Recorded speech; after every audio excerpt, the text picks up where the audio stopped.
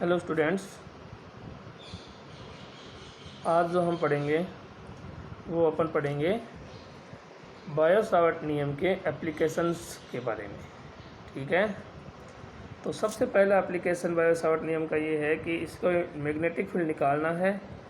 कोई current carrying loop है, मान लीजिए ये आपका कोई लूप है। ठीक है, जिसमें करंट फ्लो हो रही है एंटी क्लॉकवाइज डायरेक्शन में। करंट आई फ्लो हो रही है एंटी क्लॉकवाइज डायरेक्शन में, और इस लूप के सेंटर पर आपको क्या करना है, मैग्नेटिक फील्ड निकालना है। एप्लीकेशन वही गॉस के इसका आपके बायो-सावर्ट के नियम का लगेगा। इसके लिए हम क्या करेंगे, इसकी रेडियस मान ली हमने r। ठीक है, अब यहाँ एक एलिमेंट हम मानेंगे, एलिमेंट की लेंथ आएगी dl, इसके अंदर करंट फ्लो हो रहा है तो ये बन जाएगा करंट एलिमेंट dl वेक्टर। ठीक है, इस एलिमेंट से स्मॉल r दूरी पर ये जो डिस्टेंस है ये स्मॉल r है, जो कि कैपिटल R के बराबर है। इस एलिमेंट से स्मॉल r दूरी पर स्थित बिंदु पर आपको क्या करना है, मैग्नेटिक फील्ड निकालना है। ये सेंटर का जो पॉइंट है वो dl से स्मॉल r दूरी पर स्थित है, और स्मॉल r कैपिटल R के इक्विवेलेंट है। ठीक है, इस पर आपको क्या करना है, मैग्नेटिक फील्ड निकालना है with the help of Biot Savart law. अब देखिए बायो-सावर्ट नियम क्या कहता है, dB बराबर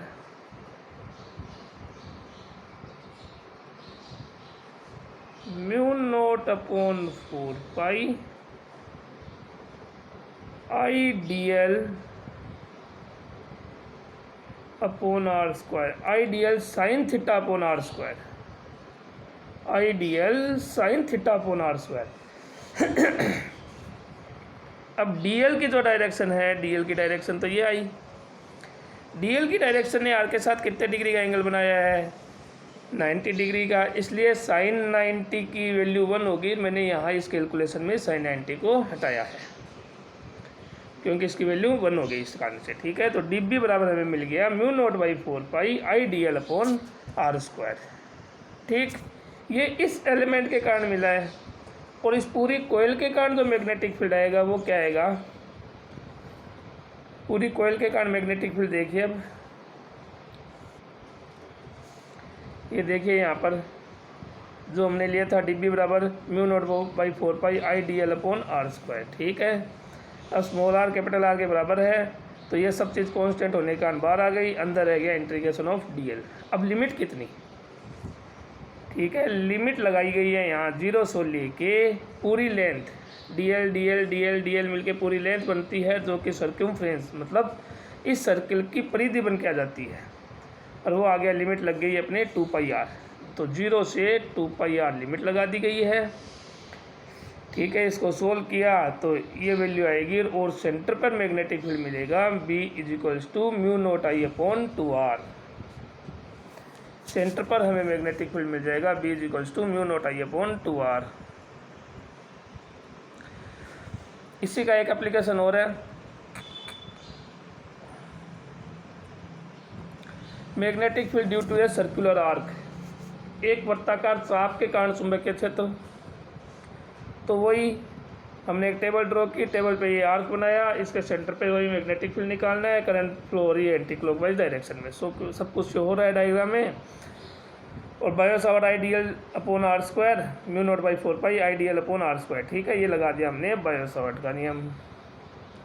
अब स्मॉल r कैपिटल R ये चीज़ आ गई। अब लिमिट कितनी आएगी, 0 टू आर फाई इसलिए क्योंकि थीटा कोण बराबर होता है चाप कितना हो गया, आर्क भाई कोण बराबर चाप बट्टे त्रिज्या रेडियस को r मान लिया, तो r बराबर हो जाएगा थीटा, ये थीटा नहीं है, ये है फाई। तो फाई बराबर आर्क अपॉन r, तो r बराबर हो जाएगा फाई इंटू r। लिमिट लगा दी फाई टू r, सोल्व किया, ये आर फाई आ गया, आर फाई आने के बाद इसको सोल्व किया तो ये आ गया, आर से एक आर कट गया, तो mu naught I upon 4 pi r into phi. ये किसी भी सर्किल जो है, कोई भी सर्कुलर आर्क है, उसके कारण सेंटर पर मैग्नेटिक फील्ड निकालने का फॉर्मूला है। अब देखिए, अगर मैं इसके कारण निकालना चाहूँ पूरे सर्कल के कारण, तो पूरे सर्कल के लिए फाई होता है 360 डिग्री। 360 को कहते हैं 2 पाई। तो यहाँ 2 पाई रखिए, mu naught I upon 4 pi R into 2 pi. तो ये कट गया, आ गया mu naught I upon 2r, जो कि पीछे वाला फॉर्मूला ही आता है सर्किल के सेंटर पे। तो इसकी हेल्प से भी हम निकाल सकते हैं, उसकी हेल्प से भी निकाल सकते हैं। इसको ध्यान से समझें, नोट करें, कोई भी प्रॉब्लम आए तो मेरे से डिस्कस करें, ठीक है।